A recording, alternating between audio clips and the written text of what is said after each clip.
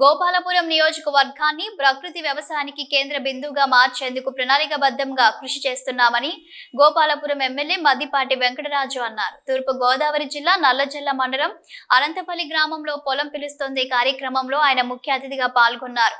పొలం పిలుస్తుంది కార్యక్రమం ఆయన రిబ్బన్ కట్ చేసి ప్రారంభించారు. వ్యవసాయ అధికారులతో కలిసి పంట పొలాలను పరిశీలించారు.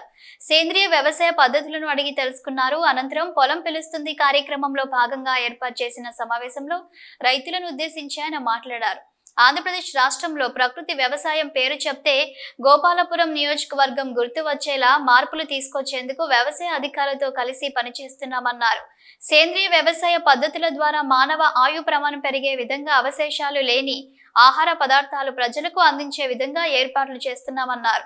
దీనికోసం రైతులకు వ్యవసాయ అధికారుల ద్వారా నిరంతరం శిక్షణ తరగతుల అవగాహన కార్యక్రమాలు నిర్వహిస్తున్నామన్నారు. పురుగుల మందు అవశేషాలు ఉన్న ఆహార పదార్థాలు తీసుకోవడం వల్ల అనేక రకాల అనర్థాలు జరుగుతున్నాయన్నారు. ప్రస్తుత తరంలో క్యాన్సర్ వ్యాధి బారిన పడడానికి కారణం తీసుకునే ఆహారంలో కొన్ని రకాల పురుగు మందుల అవశేషాలు ఉండడమే కారణమని అన్నారు. అవగాహన లేకపోవడం కారణంగా రైతులు సేంద్రియ వ్యవసాయ పద్ధతులను పక్కన పెట్టి గత 4-5 దశాబ్దాల కాలంగా విచ్చలవిడిగా పురుగు మందులు వాడడం వల్ల వాటిలో కొన్ని అవశేషాలు తల్లిపాలలో కూడా కనిపించడం జరిగిందన్నారు. వీటన్నిటిని నివారించి గోపాలపురం నియోజకవర్గం ప్రకృతి వ్యవసాయ కేంద్రంగా రూపొందించాలనే లక్ష్యంతో పనిచేస్తున్నామన్నారు. ఆంధ్రప్రదేశ్ రాష్ట్రంలో గోపాలపురం నియోజకవర్గాన్ని ప్రకృతి వ్యవసాయానికి కేంద్ర బిందువుగా గుర్తింపు తీసుకొచ్చేందుకు ఇప్పటి నుంచే ప్రణాళికాబద్ధంగా కృషి చేస్తున్నామన్నారు.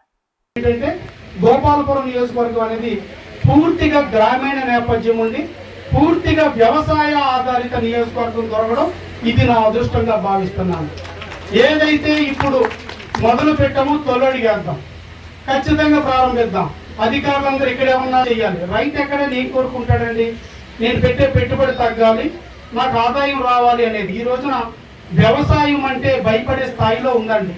ఏ వ్యాపారం ఏది చేత కాకపోతే కనీసం 2 రూపాయలకు 3 రూపాయలకు ఇంట్రెస్ట్ ఇచ్చుకుంటే డబ్బులు తిరిగి వచ్చి ప్రతి నెల వడ్డీ వస్తుంది. వ్యవసాయం చేస్తే ఏ క్షణం ఏమవుతుందో తెలియదు.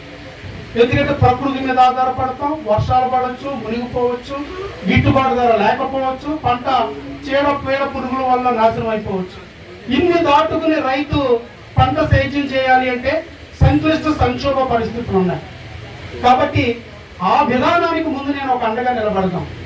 ఒక ప్రకృతి సేద్యం చేద్దాం, ప్రకృతిలో మమేకమయ్యే వ్యవసాయం చేద్దాం. తద్వారా దిగుబడిని పెంచుకునే మార్గాలు వెచ్చిద్దాం. ఇప్పుడు ఇక్కడ స్టాల్స్ పెట్టారు, చాలా ఆనందం వేస్తుంది.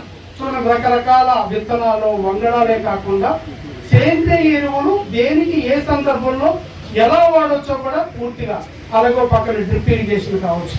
అలాగే ఇక్కడ నుంచి వచ్చేసరికి పశు సంపదను కూడా మనం ఎలా కాపాడుకోవాలి, ఆ సంపద కూడా ఆర్గానిక్ ఎలా వాడాలనేది ఒకటి మొదలైంది. నేనేం కోరుకుంటానంటే దేశాన్ని ప్రపంచాన్ని మార్చేయలేం కానీ గోపాలపురం నియోజకవర్గాన్ని మార్చగలుగుతాం. ఎందుకంటే ఎమ్మెల్యేగా నేనున్నాను, ఆఫీసర్స్ అందరూ ఉన్నారు, రైతులుగా మీరున్నారు, ప్రజలు ఉన్నారు. అందరం కలిసి ఒక అగ్రిమెంట్ రాసుకుందాం. భవిష్యత్తులో ప్రతి సంవత్సరం కూడా సేంద్రియ పంటను పెంచుకుంటూ వెళ్ళి ఆరోగ్యాన్ని కాపాడే విధంగా ప్రజల్లోకి చైతన్యం తీసుకొద్దాం. ఈ మార్పుకు శ్రీకారం చుద్దాం. ఇది ఒక మినీ స్టార్. ఇప్పుడు చూశారు మీరు, ఈ అక్టోబర్ నెలలో, రేపు అక్టోబర్ నెలలో నియోజకవర్గ స్థాయిలో భారీ ఎత్తున రైతు సదస్సు ఒకటి పెట్టబోతున్నాం. నియోజకవర్గం 4 మూల నుంచి 4,000-5,000 మంది రైతులందరూ వస్తాము. పెద్ద స్టాల్స్ పెడతాము. ఇలాగ ఏ రకంగా వ్యవసాయం చేయడానికి ఉన్న వినూత్న పద్ధతులు, సేంద్రియ ఎరువులు వాడుతూ ఎలాగ మనం సంప్రదాయమైన ప్రకృతి వ్యవసాయాన్ని చేయాలో అన్నీ కూడా చెబుదాం, ఆచరిద్దాం, దీన్ని అమలుపరచుదాం. తద్వారా ఒక మార్పును తీసుకొద్దాం. కనీసం మన నియోజకవర్గం వరకైనా పెస్టిసైడ్స్ లేని ఒక మంచి కూరగాయలు, ఆకుకూరలు మన నియోజకవర్గానికి అందిద్దాం. కావాలంటే దీనికి నేనే సేల్స్ బాయ్గా ఉంటాను.